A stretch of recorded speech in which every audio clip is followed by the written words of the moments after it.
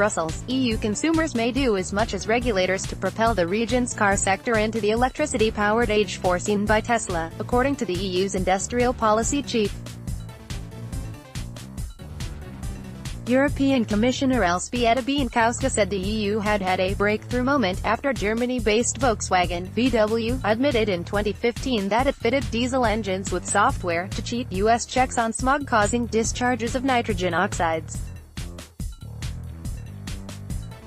This deeply affected the emotions in society toward emissions in cleaner cars, she said. Diesel cars are finished, Bienkowska said in an interview in Brussels on May 24. I think in several years they will completely disappear. This is the technology of the past. The vehicle emissions scandal may help the EU gear up for a technological revolution in road transport. Europe is seeking to retain leadership in the worldwide market for passenger cars in the face of competition from the US, where Tesla is based, and China, which accounts for about half of electric vehicle sales. Tighter rules VW's cheating, which the US uncovered and led Germany to order an EU-wide recall of 8.5 million VW vehicles, pushed the world's #1 carmaker into a crisis and left policymakers in Europe scrambling to patch up regulatory holes that threatened clean diesel strategy dating to the 1990s. Bienkowska's services were subsequently notified of possible engine management irregularities in more diesel cars, including some made by Fiat Chrysler. The issue has been politically thorny in Europe because around half the cars in the region are powered by diesel, which causes more urban pollution than petrol while having less global warming impact, and because many member states have struggled to meet clean air goals meant to reduce human sicknesses and premature deaths. People have realized that we will never have completely clean, without NOx, nitrogen oxides, diesel cars, said Bienkowska. Last week, EU governments backed a revamp of the rules for authorizing car models in the 28-nation bloc. The European Commission, the EU's regulatory arm, won the power to fine car makers up to €30,000 per faulty car in order recalls as part of the more centralized market oversight, becoming more like the US Environmental Protection Agency. Carmaker arrogance Bienkowska said, arrogance by carmakers, coupled with their traditionally close ties to national governments, meant the draft law was initially greeted as if the industry wrongdoing had been insignificant. Gradually, she said, attitudes changed. I am really a little bit less frustrated than I was a year ago, said Bienkowska.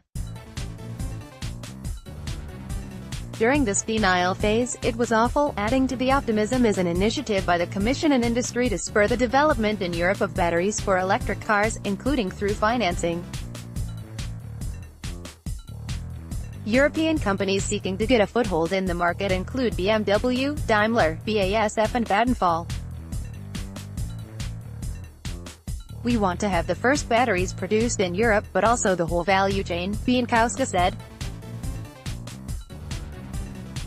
It's the kind of a project that a single member state cannot afford. Individual European companies are doing their part too. VW, which aims to sell as many as 3 million all-electric cars annually by 2025, has awarded €40 billion in contracts to battery producers. The deals take the company to within striking distance of its target to lock down €50 billion in supplies. European electric vehicle sales, now about 1.5% of all new registrations on the continent, will rise to about 5% in 2021 and take off from 2025, according to Bloomberg New Energy Finance.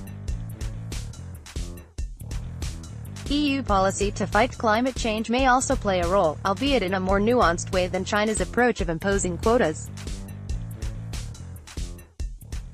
A draft European law to tighten caps on car discharges of carbon dioxide offers incentives for vehicle makers to shift to electric vehicles.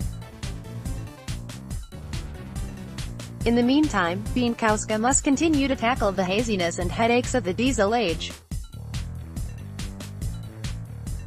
she's stepping up legal threats against several EU countries, including Germany and Italy, for lax enforcement of the previously agreed European rules meant to ensure car makers heed nitrogen oxides limits. Bienkowska is also urging a number of EU nations, particularly in Eastern Europe, to increase recalls of vehicles suspected of failing to meet nitrogen oxide standards.